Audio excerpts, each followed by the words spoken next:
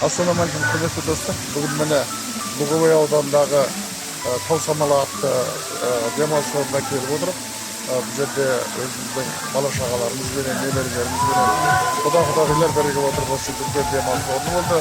Бұл жерде бір керемет демалысқа арнайы жасалған жақсы жер екені көрініп тұр. Бұл жердегі біздің көргеніміз қазір гүлдермен келген барлық жерлерде сондай ауасы таза, көгал жер, таудың ауасы, судың ауасы деген сияқты бір керемет жағдайлар бар. Ал енді тағы да басқа мына кішкентай балаларға, үлкендерге арналған шомылатын жағы бассейндер, ол бассейндер үлкендерге арналған да тереңдігі 2 метрге дейін екен.